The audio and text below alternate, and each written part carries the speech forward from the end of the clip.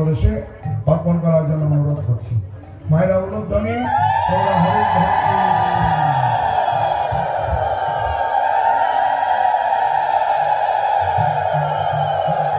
আপনারা জানেন মহারাজ তিনি দীক্ষাগুরু রূপে নির্বাচিত হয়েছেন।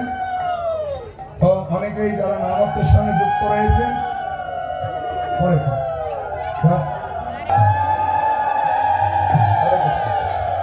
এখন আমি জয় জয়